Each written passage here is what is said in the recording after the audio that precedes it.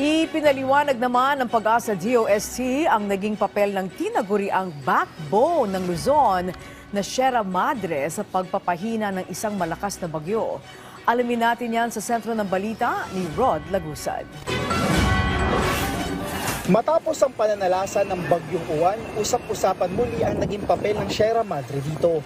Maraming post sa social media kasama na mga komento ng mga netizen na nagsasabing nakatulong ang Sierra Madre para pahinain ng bagyo. Pero totoo ba ito? Tama dahil nakakatulong ang Sierra Madre sa pagpapahina ng wind speed o hanging dala ng bagyo. Pero maling sabihin na ito lang ang tanging dahilan para humina ang isang bagyo ayon sa Pag-asa. Paliwanag ni Pag-asa Weather Specialist Jan Manalo, oras na tumama sa landmass o kalupaan ng isang bagyo, otomatikong itong nakakatulong para humina ang bagyo at karagdagang tulong ang Sierra Madre.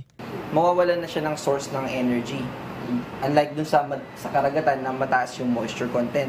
Ngayon sa kalupaan, dahil konti na yung moisture dyan, dahil hindi na yan masyadong magpo-produce ng moisture o yung water vapor na mag-evaporate, ibig sabihin, mababawasan yung magiging tutulong sa bagyo na mas lumakas pa.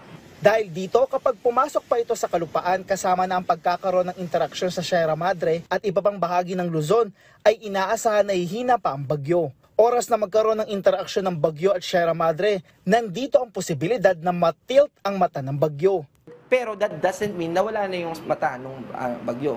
Manunumbalik yan kapag nag-arrange. Ayusin niya ulit yung kanyang mata. And then, in short, yung eastern part ay hindi talaga ganun. Kasi dun yung direct hit ng bagyo, hindi talaga siya mapoprotektahan. Unless kung dumaan na siya ng mountain range.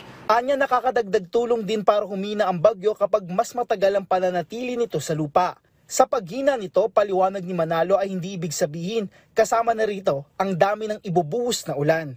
Pagdating kay Bagyong Uwan, nakatulong na naging mabilis ang pagtawid nito sa kalupaan ng Luzon dahil mas kakaunti ang ulan na maaaring ibuhos nito. Rod Lagusad, para sa Pambansang TV sa Bagong Pilipinas.